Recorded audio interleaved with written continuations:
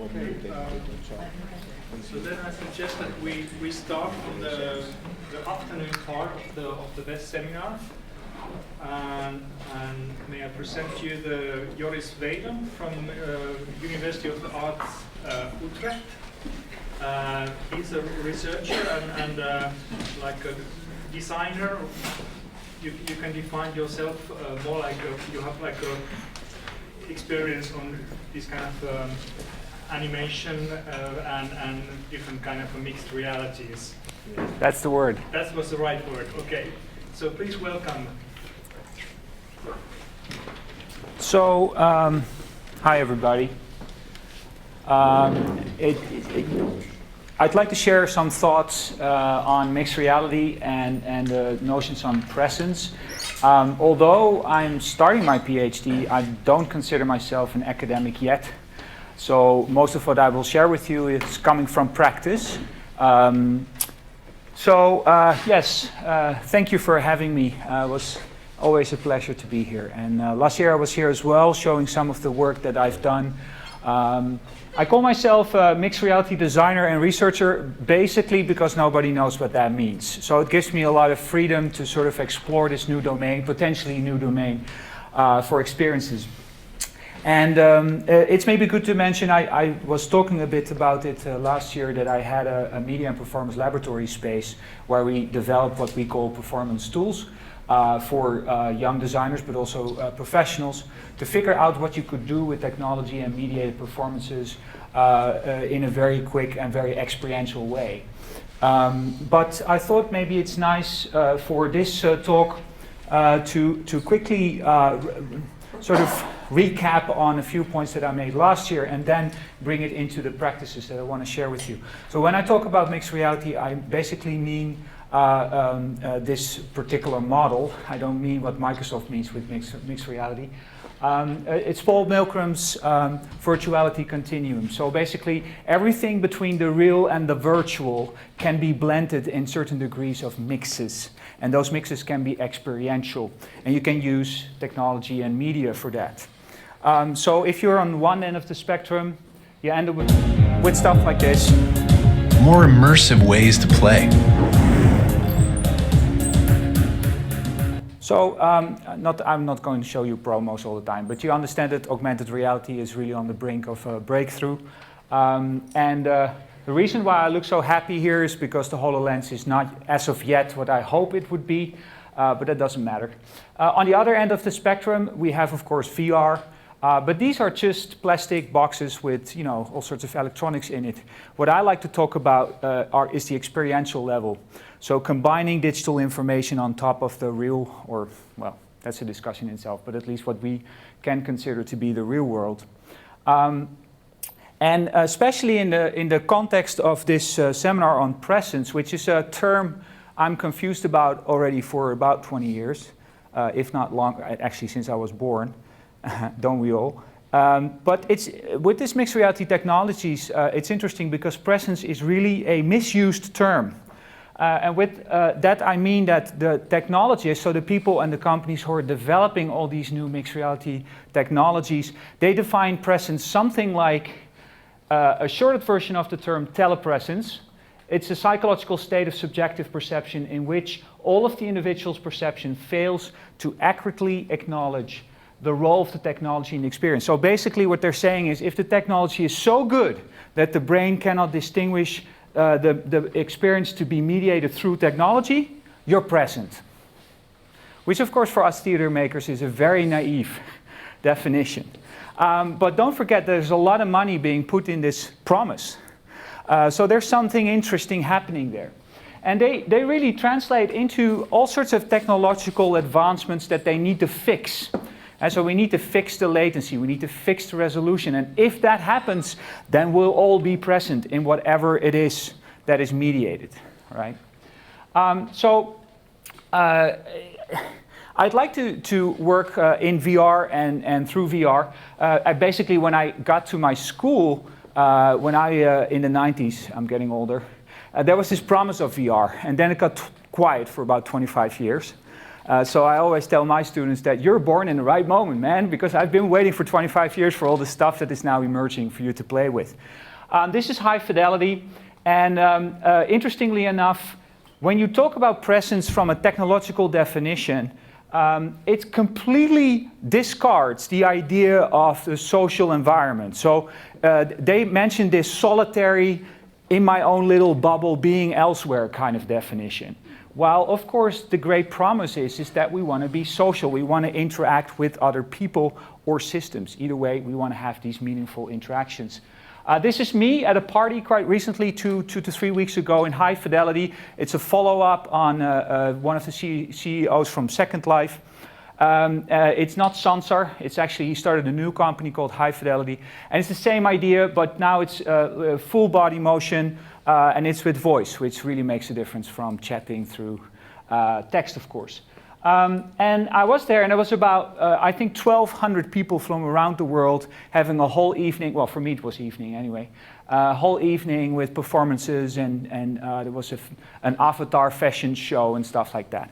And I have to say, when I took my helmet off, I really was elsewhere for a while, right? While I also knew I was still in my living room and stepping on the cat and stuff like that. So it's an interesting experience to be in two places at the same time. So, Swapo, you already mentioned Cormac Power's work on stage presence. And of course I work in theater, so of course this whole discussion on stage presence and the presence of the actor or the presence of, well, in these three variations. And I thought it was interesting because in this case, the fictional presence is the extent to which the spectator, this is an interesting one. I would call it in VR, it's more like an immersant or a experiencer, like Robin Nelson calls it, feels present in relation to the fictional setting of characters of a piece. The extent, I would say the mix or the degree, right? Because you're also still aware you're somewhere else. But then suddenly, the spectator feels a heightened presence in somebody else. So these are not like the same, because one is about me feeling present somewhere, and the other is about feeling the presence of somebody else. And there's something to that that I feel fascinated about, and I want to get into a little bit more. So what if you want to capture presence in mixed reality? Well, this was a project done in 2016. The National Ballet in Amsterdam is actually quite a well-known ballet, in Europe at least, I think. And so they wanted to be the first ones in VR. Now, first of all, 360 video is not VR, but let's assume it is. What they did, and that's interesting, is that they thought, okay, so we put the camera, the 360 camera in the middle, which immediately reconfigures the floor and the position of the spectator. So the choreographer had to create a new dance, which was more not environmental, but rather centered to one point in the space. But interestingly enough, when I was looking, you can download this, you can look it on your phone, Google Cardboard, whatever. But when I looked at it, I'm like, I'm just looking at pixels, right? This is in no way, for me, equal to a dance performance. I don't feel them, they're just pixels on a 360 screen.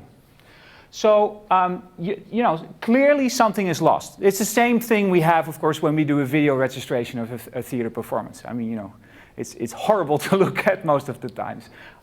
Or you have a cinematic approach, but then it's not really theater, it's cinema, etc.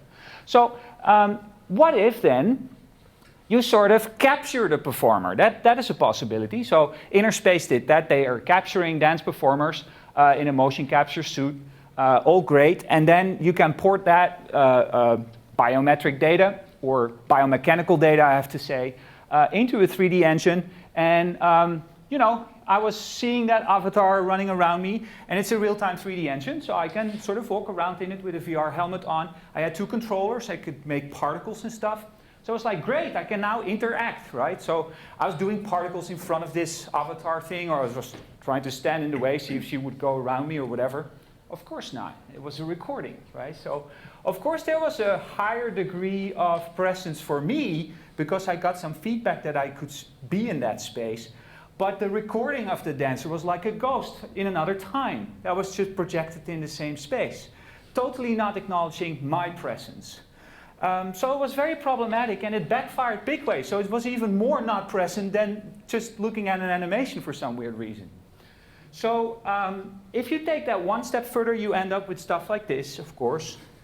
I've performed experimental theater for years, but I've never done anything like playing Prince Hamlet in this production. Performing live in social virtual reality is different from acting in any other medium because you need to be acting for audience members that could be anywhere and everywhere. You need to be subtle enough to play to the audience member who is right in front of you, and also large enough for the audience member that's 15 feet away. So that's an actor talking about his mediated performances and how it changes his sensation of space and the relationship to others. Which is interesting, and I was there in New York, and I talked to these guys, and they're halfway this project. But what was interesting is that the first test they did, they would stream this mocap data to an online virtual space. So you could basically log in from your bedroom or wherever you have your VR headset and log into live at the right time in that virtual space. So you end up indeed with Hamlet and the ghost, and so plop, you're there, like, whoa, a ghost, whoa, Hamlet, and then. But there's also a whole environment. So what happened was at first is that people would log in and they would see each other as like these floating helmets. And then the performance would start. So they would start doing their classical Hamlet texts. And the assumption of the makers or the director is that if you could have an experiential relationship to the scene in this, the impeding doom or precipice there in the background, that would sort of create an experiential subtext for the actual text. Which I thought was a very interesting idea. But what happens is people log in, they're like, whoa, where am I? Oh, look, there's a balcony. And they just walked over and looked over the balcony. Wow, there's even a river there. Completely ignoring the whole performance, right? So, of course, this technology affords a certain interaction and an embodiment and you know, this explorative mind that is by no means a auditorium or spectator. It's an active relationship. So, they're still trying to figure out how to deal with this. And I think it would be, it's an interesting question if you afford full embodiment in a virtual space, but then I'm supposed to just listen, you know, why bother?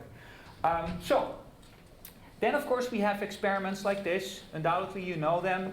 It's Crew from Brussels.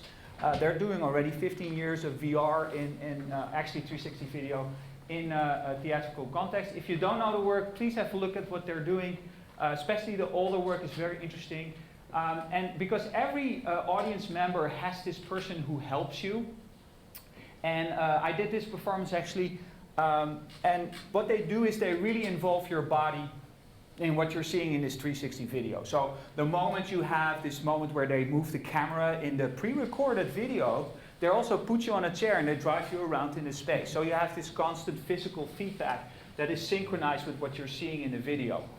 There's, however, also a moment, for example, where a guy tries to take my blood in the video. And at the same time, that person is just really doing this, right? Making, with the wet cotton cloth. So it's about to take my blood. But I had a person who was not really well trained. So the person who was helping me, sometimes she was perfectly on spot and my brain was like, click, yeah, this is interesting. And there were moments where she was just off. She was either too early or too late, and I got really annoyed. And so later I talked to the artistic director, Erik Joos, and I said, you know, you need to train your people better because, you know, it needs to be synchronized. And so he was nodding like, yeah, I heard this before. He said, well, we do that on purpose. I'm like, what?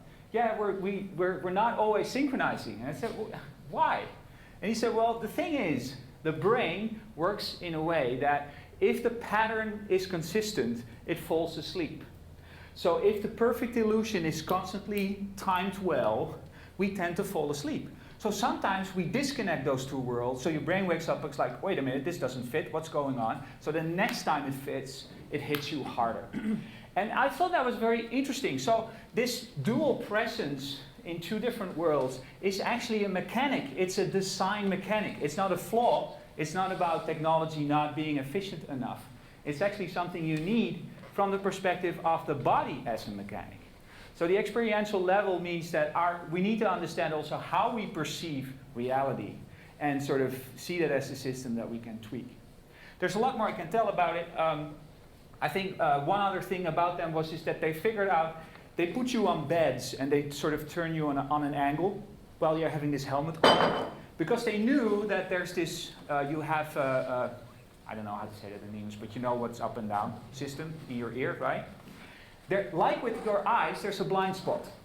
So there's a certain angle, apparently, where you're not entirely sure what's up and down. And they're putting you in that position so you are disoriented. And then when you come up again, you sort of come up into this virtual world. And because you're sort of like disoriented a little bit, your brain tends to really grab what it sees. So again, it's a physiological, technological approach that they take part of the experiential design and manipulate that. So, bearing all this stuff in mind, I'm just telling you stuff that I'm excited about. But what does this then mean for this idea of presence? Because the problem is with this fictional presence, with everything I've shown so far, is that I'm always fully aware that I'm not in the real world. Or I am in the real world, and at the same time I'm in this fictional world. Right? So it's not a black and white thing, it's not on or off, it's not there or here, it's at the same time. And yeah, then about others, the actor or the theatrical framework, maybe the literal presence is the most easy, but having the other, if it's digitized or mediated or pre-recorded, very problematic. So for me, with working in mixed reality and VR, all these questions that we asked before, of course, about film, using film and video and theater, is sort of, again, relevant. And then, of course, it always makes me think of this. Because technology is a lot of work, and often it doesn't work, or not good enough, or it fails. And so then I always have to think of this performance, which I never saw, but I saw the documentary, and it really touched me a lot. And because I was so fascinated why these people are so moved in almost like an existential way while she is just sitting there, right? And my assumption so far was that it's her enormous presence, right? I mean, she can be quite present. So I'm like, she must be so overwhelmingly present in the space that really, blows people away. And I've been telling that to my students already for years. Until one student last year put up her hand and she said, "Yeah, Joris, I think that's not why people are moved." And I'm like, okay, so why are people moved then? She says, because she really looks at them. You are really acknowledged by her in that moment. And it's rare that we really look at the other. We really acknowledge the other. And that's why people are moved. So, I've been trying to use some of my ideas as what I call a technical dramaturg position. So this is a piece that we have done in 2016. It's an opera production. We have 60 audience members. 30 of them are let in. Again, I'm stealing ideas by people who guide you. And then you're getting a VR helmet on. And inside the VR helmet, you will see these graphics. And they respond to your voice. And you hear the voice of a conductor saying, "Hi, welcome, we're going to sing. And why don't you follow my voice?" Okay, here we go. And so she tries to give you a training. And the interesting thing is, I don't know about you, if you make this ha sound, you see that your voice has an effect, and we build that up. And I don't know about you, but I wouldn't dare start singing right now. So most of us who are not trained performers, we tend to sing in the shower when nobody's listening. And so, of course, we had to take it into account because the other 30 other people of the audience members would actually look at people singing, right? Interestingly enough, as soon as people put those helmets on, they're in their own little bubble. And they were most happily singing along, really in very unprofessional ways. And they had no inhibitions, and they were like, I will not try to do it here, but you understand what I mean. So they were making a lot of sounds. And they really go for it. And what really worked really well. So we tested that a little bit. And of course we can synchronize all the helmets. So without you knowing, you become the choir. And then the people who helped you were actually the opera singers.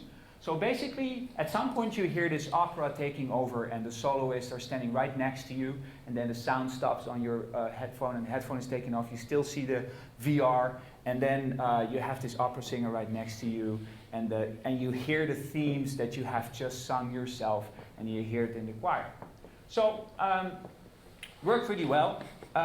Funny enough, by the way, we got the Best Cross-Media Co-Production Game Award. Just to mention how confused we are what we're currently making, because to me it was clearly a theatrical piece, very performative, but we got a Game Award. Well, why not? I think it's important to understand that the audience was either, they were looking at each other, but the VR could afford, in this case, also this private bubble. So where it could be a limitation for actually social interaction, it can also be a benefit because you're present in your own little safe bubble, while you're actually being watched by 30 other people. Of course, the mask can also get a certain shape, so you become more performative. I'll get back to that in a minute. So about the environmental stage, we had this church location, which in itself is of course already wonderful. And it was a closed circle. So when people are let in, they're let in this closed circle. And during the VR piece, the panels are taken away. So you sort of end up in this open space. And then there was an additional opera choir that were standing in the back of the church surrounding us, starting to sing. So we used like different circles of performance within the stage. And it was also really, of course the circle really works really well for this kind of like almost ceremonial gatherings. So we had 3 stages. Basically we had the singing lesson in VR. We had well, game, it's not a game, but at least the idea of progression going through the steps of learning how to sing and high and low notes and volume and stuff like that. And then in the end we had the gift. What we called the gift is that you have this transition back into the space with others, and you realize you have sort of added your voice to the group. And finally, we used the masks also as a way to, well, as how you would use a mask, I guess, in a theater. But a nice little gesture was we had Fresnel lenses. So from outside, the mouths of people were really blown up really big. So it's very interesting to look at. You almost become this African mask kind of thing. Now, the reason why I tell you this is because, and this must not be new for you, but oftentimes it is when I talk to other people, is that, of course, theater is mixed reality. I mean, this is like we're already 2,500 years thinking about combining physical realist space with theatrical environments and, you know, having all sorts of representations while at the same time also being in the actual space. So I tell a lot of theater makers they should move into the domain of VR and AR because they're holding knowledge that the industry is really waiting for. And more. I mean, 10 years ago they didn't know yet. They needed you. Now they do. And I will, well, I have just a second to make this point. I don't know how the situation in Finland is, but of course our cultural funding schemes have been dramatically reduced through the government to 1/3 almost in 2013. So although we still have a rich culture, we have a lot of festivals and stuff, it's harder and harder for young people to develop new kinds of interesting performative theatrical experiences. So what I tell them is, there's this helmet being developed which is called the Magic Leap. It's supposedly the next big thing. It's actually like a HoloLens, it's not much better. You know how much money went into making that helmet? $2 billion. 2 billion, not million, billion. Just to produce one helmet prototype. Yeah? Just to give you an idea how much money is going into creating these platforms, which then provide very empty kind of experiences, right? Because it's filled with entertainment. So I think theater makers should really claim that as their stages. That's what I like to, well, emphasize. But what is the benefit we're not creating, like the technologist, this perfect illusion. We're not aiming for this perfect illusion. We already know it's much more interesting to have this almost post-traumatic approach, where you, of course, have conflicting worlds that create different layers, right? And you actively ask people to switch or, negotiate, maybe even conflicting worlds. So in terms of storytelling or meaningful experiences, you're having the future in your hands, so to speak. That's what I like to always emphasize. Not by the way, getting technology into the theater, but bringing theater into the technology. All right, so I'm Dutch, I like to be blunt, so these are my blunt statements. There's another project I like to maybe get into a little bit more, which is actually not artistic whatsoever. And it's the following.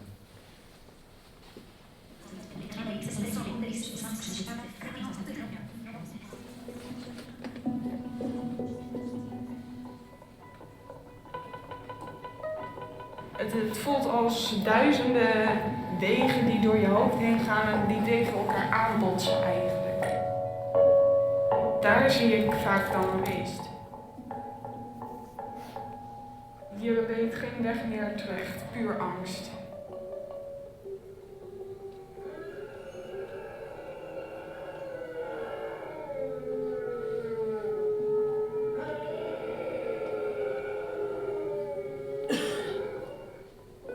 Het is niet een geest of zo, hij stond gewoon onderaan de trap, had gewoon kleding aan en alles was wit.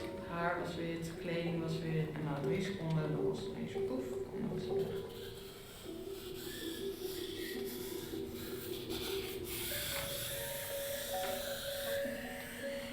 En je denkt dus ook na over die persoon, want die persoon is het niet in het echt.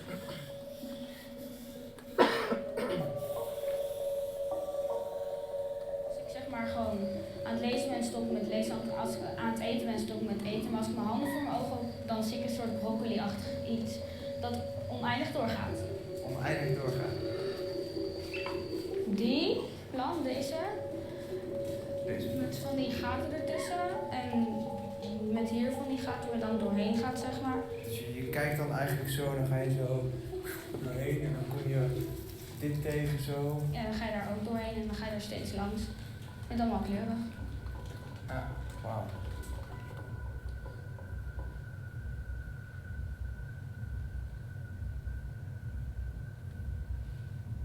Op het einde heb ik iets wat iemand zegt en dat is niet per se dat ik dat zo ervaar.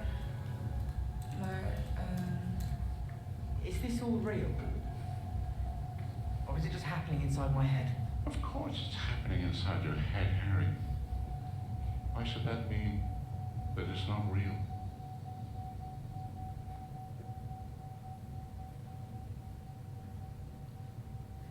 This was a project initiated by Martin Navion. It was about absence epilepsy. And we know, of course, might know people have epilepsy, but especially children, 1 out of 100 gets absence epilepsy. And the thing is that it's called absence because from the outside people are suddenly like, and then they're suddenly back. So for us, it feels like they're not there. That's why it's called absence. However, those people have very psychedelic, profound experiences just before they black out. And for many years, if not all throughout the ages, those people were considered mad. Even in recent times, neurologists are looking at the brainwaves. They can see when the attack hits. But everywhere before, they say, we don't see any different brain patterns. So you must be crazy. You must be imagining things. Right? So this artist, Martin Navion, she had absences herself when she was young. And she figured out that her son, Abel, had them as well. And when they were in a museum and they were looking at a certain painting, and her son suddenly said, "That's what I see, just before I black out." And she was like, "What? Me too." And so that started off this project.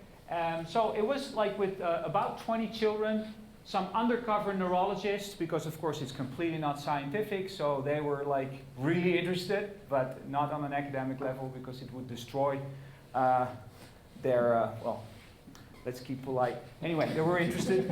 And every single child or young adult would get an artist. And the idea is what she would call to map the experience. So how can we externalize these experiences for those young people to get a voice and sort of tell and show what they're going through?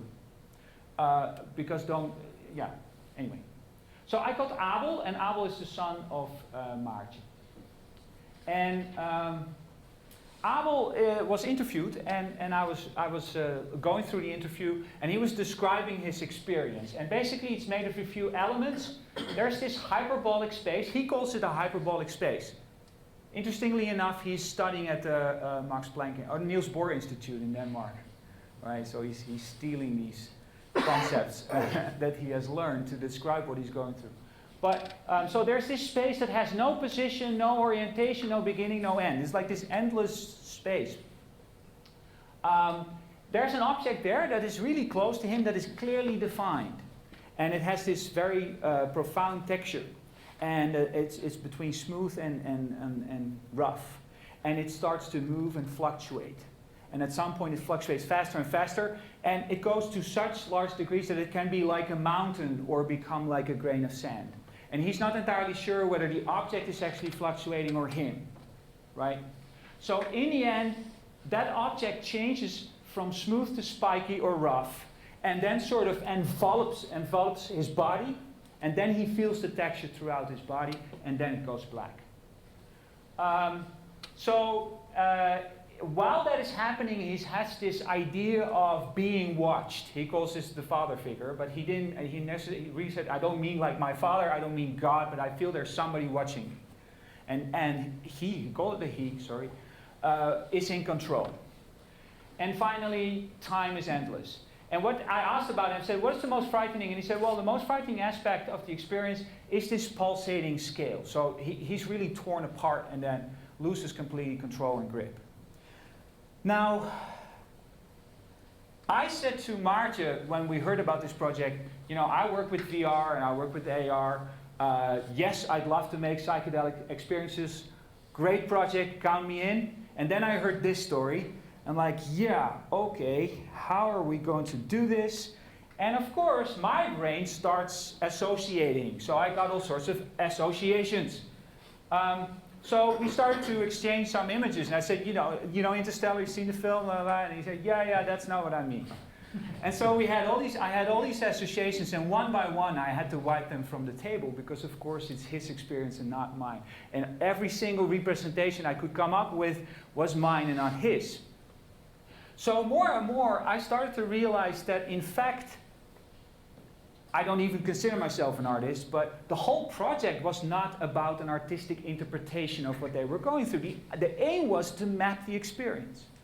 But then, of course, the problem is, how can I be present inside of his experience? To sort of experience it myself. How do you do that? And so I devised this environment. I thought, you know what, I'll just make a virtual space, and then I have controls from outside. He's sitting inside, and we can sort of then have a live conversation while he can say larger, bigger, more or less, white, black, whatever, smooth, rough, whatever. So I thought, I'll just use this real-time 3D environment. I use controls, so we can have this live dialogue. So we have some sort of shared space, right? So I tested it out on my colleagues. He got really sick, so it really worked. And so I had a few questions. Of course, the question was, who's in control? Because he's really talking about losing control. That's the most frightening part of this experience. They feel it coming. It's called like an aura. People with migraines might recognize that. It's like this aura that you feel it's coming, and there's this point of no return, and then you're in it, and then you're out of control. So who is in control then? Also, can the virtual experience explore and manipulate it together? So can I somehow find this shared space? And finally, I had to do a technical proof of concept. Well, so this seemed to work. And then I realized, like, yeah, but of course, everything that I make is digital. It's completely untangible. And he talks about all these physical sensations. Now I don't know if you have done VR, but if you do VR, I mean your whole body responds. So there's an aspect to that I could use as mechanics. But I felt there was more to it, because a lot of what he described about texture was not seeing texture, but feeling texture. And I'm like, okay, so it needs to be more tactile, which is not my forte or knowledge. So I asked my colleague Henny Durp, she's a sonographer, and I basically asked her, can you please devise some sort of experiential means to negotiate or find the textures that he is talking about? So this is our school courtyard in the back. This is Abel being blindfolded, so we're not talking about seeing, we're talking about feeling. We asked him to take off his shoes, so he's walking there bare feet. And we just brought him to all sorts of rough textures. We just threw some stuff that we found on the floor and said, why don't you start feeling things and tell us if that is actually the texture you mean. And what I think was intuitively a good choice from Henny is that she asked to feel with his feet. Because you're further away from the brain, there's less interpretation. There's more direct experience. So he was feeling all sorts of textures, and meanwhile talking to us, saying, no, yeah, no. And then we had this, it's a roof tile, and there was this sharp edge. And he's like, oh my God, this is it. This is it. And we're like, yes, we found it. We found the texture. We now know what it means. So we took our shoes off and we're all like rubbing our feet on that roof tile. And then, of course, we had completely different experiences. So, then I invited him in my space. And at first, I put the VR helmet on him. I thought, okay, forget about the texture, it's not going to work. Let's do the fluctuations then at least. Let's play with scale. Because a lot of how we perceive scale is actually a visual, modular feeling. So I gave the helmet to him. First I was controlling that thing myself and having a dialogue, and he said larger, smaller, larger, smaller. No, not like this, not like this. I'm like, you know what, here are the controls. Why don't you do it yourself? So then I gave him the controls over his own experience, scaling objects and scaling then, or changing the texture, which of course was only visual, and then doing this enveloping thing. So it would sort of, morph over you, and then it would turn black.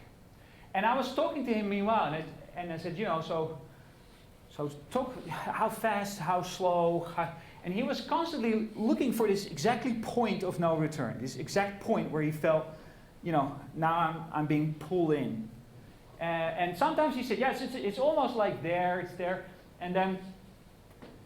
But then at some point, I was just looking at him for a while, and he was really talking to himself and trying these things out.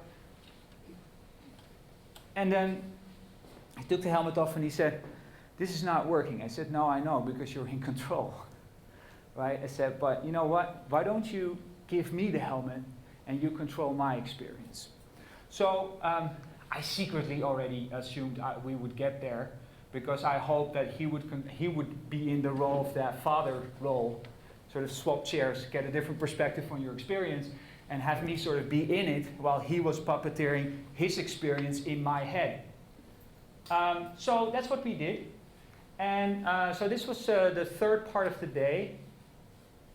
And now I'm still talking, but at some moment I just shut it up and I said, why don't you do the real fluctuations, and really also in time and the pace and everything.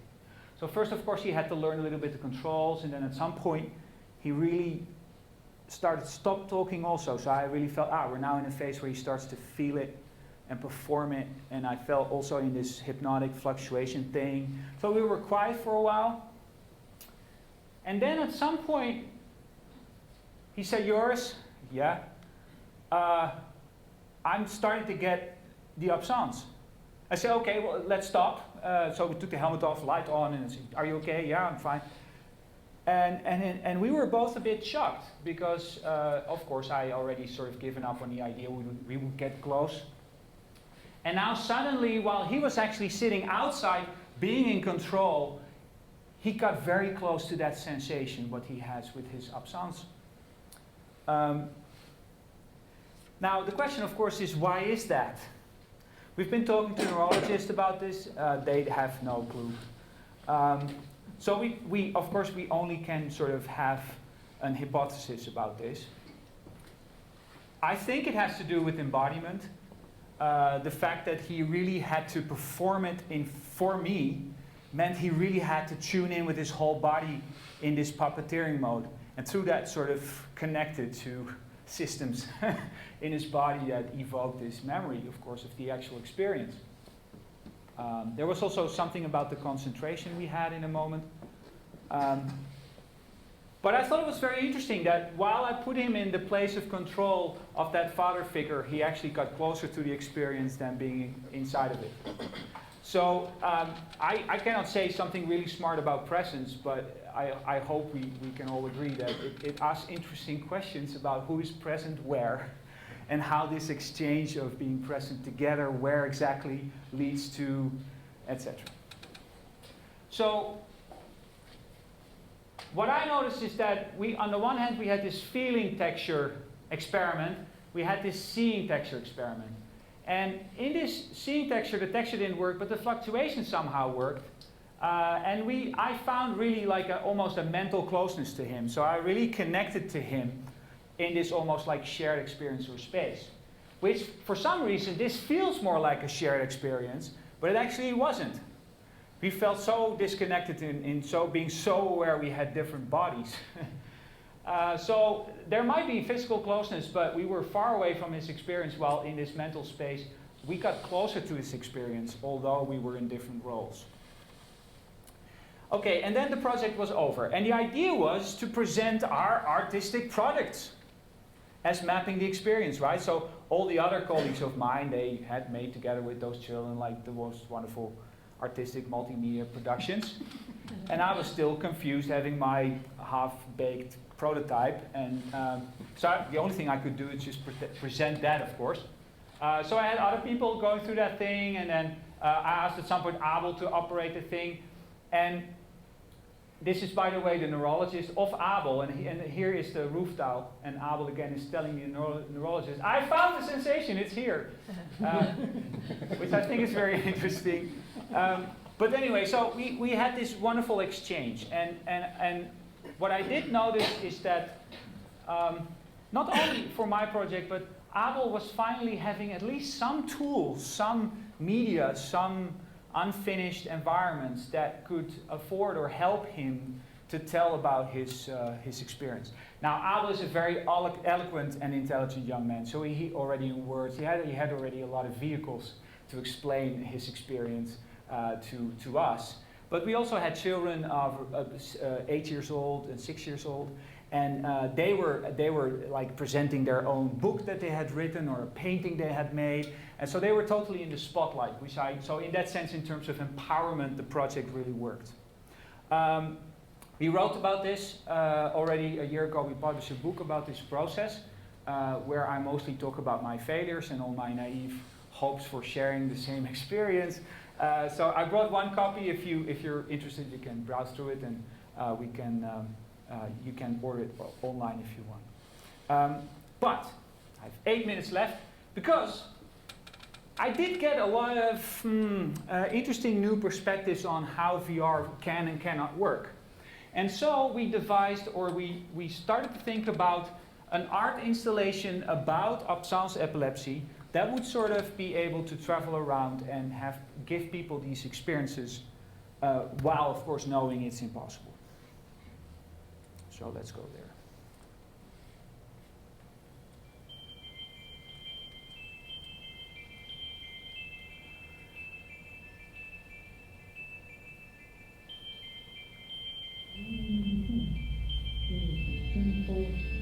When my mum picks me up from school, I'll be in the car, watching the trees go by.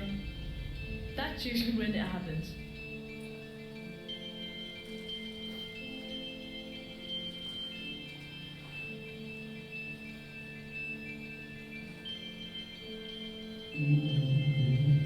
But I do remember the hospital. A limitless, large, white, empty space with one object in it. Feel it in my mouth, inside my stomach, all over my skin, everywhere really. I was learning something and it kind of took me out of my comfort zone. And it was also really impressive.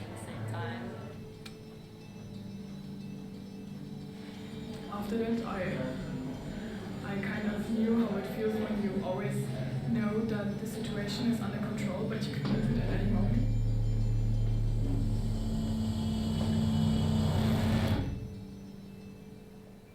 So, this has become a physical installation that is now traveling to different festivals. And basically you can, in this physical setup, choose 3 stories. They're like globes floating above these physical elements. And when you put your head in it, you hear the story of that person. We sort of made the installation first almost like a anecdotal, documentary style kind of interface. But the thing is, you can swap between these stories, but there's this point of no return. There's this point in the installation that people don't know, and suddenly they cannot get out. They cannot get their head out. And that's where the fear kicks in, and they start telling about how controls takes over, and you turn into black. And it's a moment where people really start holding that block. They're really anchored to the floor also. And there's then this moment where you return to this limbo space, but then these globes aren't there again. And you will have another absence that is more or less not about the referral to the stories of others, but it's a more abstract version where the whole space starts to become very unpleasant. So we had this multi-layered experience where first you hear about others and then seemingly you have a little uncomfortable moment yourself. And then when you're back, it's actually the piece is really starting when people return. So there's somebody there and people like to share the experiences. And so it's mostly a conversation piece, I guess. But what I really liked about it is that there's a few aspects that I learned from Abel that helped me to sort of advise here. Because clearly there are similarities between this absence epilepsy and VR as a medium, because I think that there are mental experiential spaces with physical aspects, but there is this potential to really share space. And there's real physical sensations that can be triggered. So there's a lot, we had a lot of talk where people feel they're falling backward into blackness, or things are sort of engulfing them. There's this idea of peripheral vision that creeps up on you. That kind of stuff you can really do in VR. And really have this disorienting effects also in the physical sense. It's very lonely, and that's what I noticed when talking to Abel and all these other children, is that they're very alone. It's their world, there's nobody else there, right? So they're present more, even sometimes they're more present in those absences sometimes than in reality, I heard one of the children say, which is quite a thing. And how to share, how to be there when he would fall over. So it's very lonely. And I think that's interesting is that they were describing moments where they're having this aura and partly they're in the absence, but they also realize they're still in bed, or they're sitting in the tram, or they're sitting in their classroom. So it's also this dual experience of being in 2 places at the same time, which VR clearly is. And there's this profound transition moment where you go in, you go out again, that I think is interesting. Of course, there's also a lot of things where the technology really, really falls short. It stays always, of course, a representation. It's mainly visual and auditory as a medium, in spite of all the suits and haptics and attempts. And there's a lot of different psychological sensations that cannot yet be triggered. However, Facebook has really worked on brain interfaces, so probably soon we will. And yeah, the thing is that, and this is a dramaturgical thing, those technologies, like remember the Hamlet thing, you afford a lot of agency so people get really interactive while you actually want them to be a spectator or a passive audience. And the absence is about not being in control. So it was for me really this interesting question about, you know, how do you design the level of control, or giving control and then taking it away? I mean, that's a very important part of the design. And then, of course, this, looking back, of course I cannot say that I now know what it is for Abel to have his absence experiences, but I do feel that as an artist and researcher, I've learned to not make art, but rather make a place where we can meet and have a conversation and learn from that process, which is probably never ending. And again, it's about really being seen by the other, that acknowledges the presence of the person. So I think maybe we have not accomplished this mapping the experience in terms of artifacts, but for sure the process itself was really acknowledging the children in their stories. So hopefully we have done justice to that quality at least. So I will start my PhD actually as of 1st of September. So hopefully I can be much more intelligent about this in a year. But clearly it's my calling to create spaces for collaboration and have mixed reality environments where we can really, truly explore the unknown together. Thank you very much.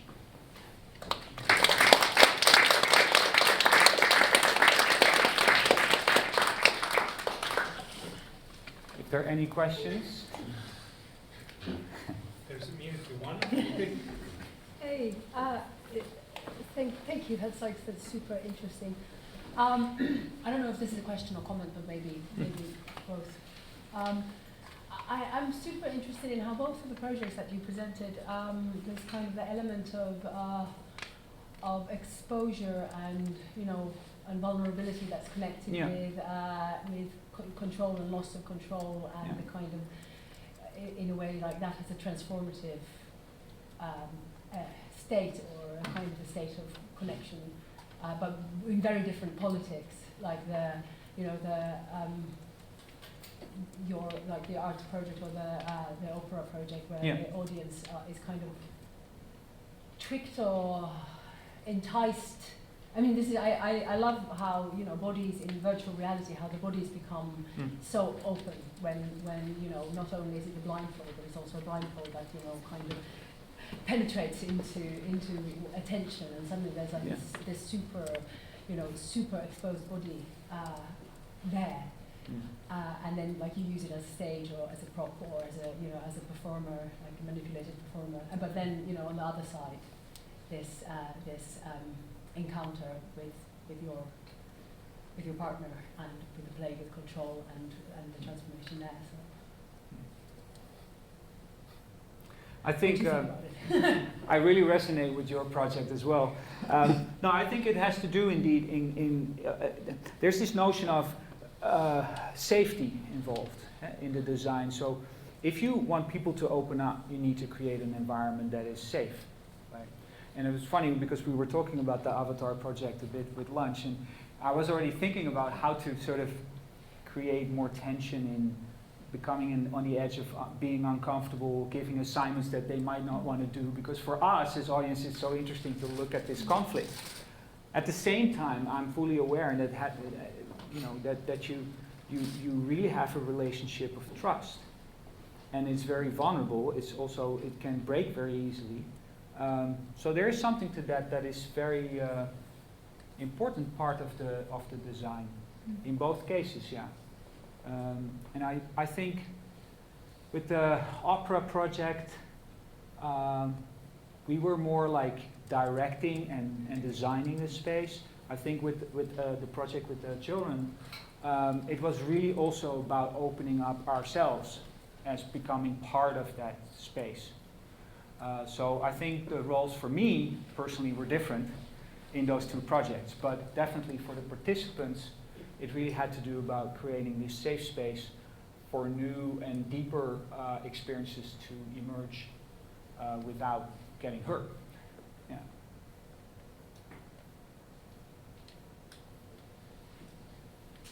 This maybe a detail, but I was interested in, you mentioned in passing, I think you used the term technical dramaturgy. Yeah. And I was hoping that you could maybe open up what you mean by that, and to what degree you think of your work as dramaturgical work. Yeah. It's another term I invented and gave myself as a role because nobody knows what it means. It's in the 20 years, and especially the last 11 years, that I've been negotiating possibilities of technology into an artistic production, I noticed that I'm always like this in-between person who can both talk to the creatives and artists, understanding the dramaturgy of what they're trying to achieve, but at the same time I can also talk to low-level nerdy programmers because I understand their world as well.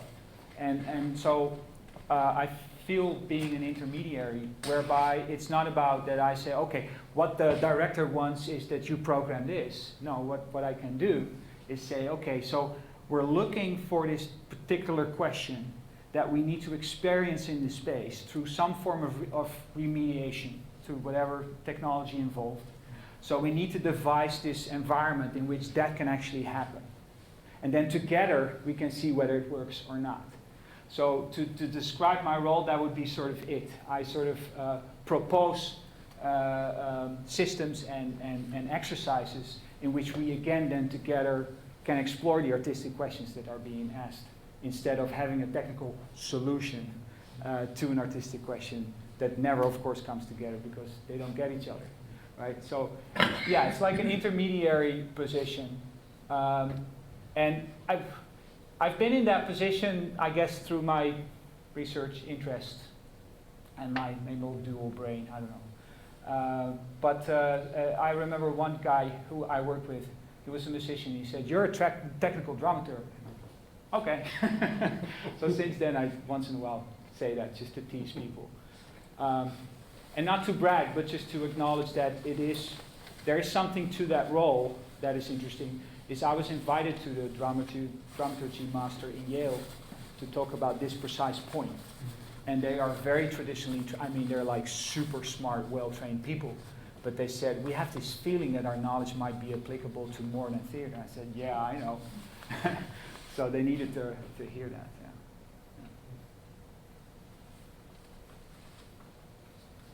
Yeah. I have two questions. The first question is, in the 90s, like in this classical setting of virtual reality, there had been in the discourses a lot of fear. Yeah. For example, from Jean Baudrillard, that we would lose ourselves, that we will lose reality. Yeah. And now and our bodies. In your presentation, this is more like playing with different realities. Yeah. Do you think that there could be like a link to our digital cultures, which are more an augmented reality? So we are like we are in a permanent immersion.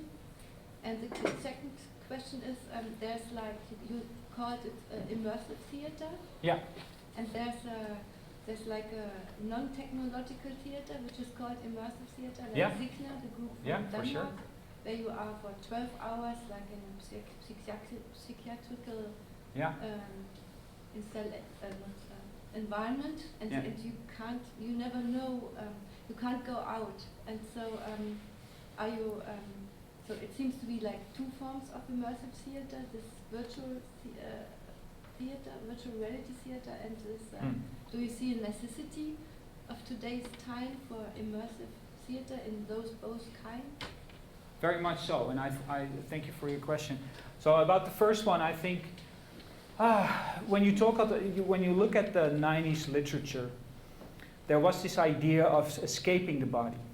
And I have to say that now that we actually have the devices, we realize how embodied that experience actually is. So even if we want to escape, you can't. So it asks for this connected design. Which is actually really good news, because all this idea of the matrix and we're just floating around, and be elsewhere, becomes different because we're so connected with our bodies to that experience. And it's also this post-dramatic view on having these different worlds at the same time, which is, we're never going to solve that issue. But I would rather say it's not an issue, it's actually a wonderful artistic given that we're in several places at the same time. It's just fantastic. So it's very much relevant, but the accent seems to be different. It really starts from the body. So whatever you design, the body is central, which is clear of theater as well, I guess. And about the other part, yes, I'm very much aware of pervasive gaming, art LARPs, all these wonderful traditions, and also we call it experiential theater in Dutch. It's ervaringstheater.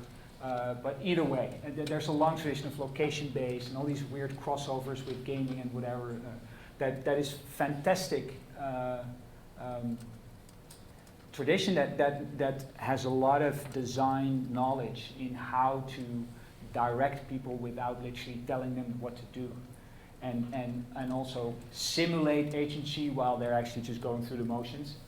So there's a lot to that is very, very interesting and very usable. We actually recently, we're talking about, there seems to be this whole immersive theater revival now in America. The only thing is that I feel that those are still a bit romantic in the sense that they're still thinking about the classical storytelling arc and you know, dramatic ideas, whereby I feel there's more about combining the different realities, including just the reality in which we are, that makes it interesting. So I'm not so sure if I want to go in this storytelling romantic classic idea of, because then again, before you know, we tend to forget that we're in this world, etc., etc. So yeah, there's something to that is really great, and there's a long history that we can make use of for sure. Yeah. Which actually, that's another thing. I always tell my students not like read a lot of books, but be aware that these things come from an analog world, and there's a lot of prototyping that you can do without even ever touching a device. You know, there's a lot that you can figure out with AR and VR that you can do way before you actually put on a computer and start building those things, for sure. We're running out of time, right? So I think we should move on. Yeah. Thank you. Yeah, I'm here for 2 days, so talk to you.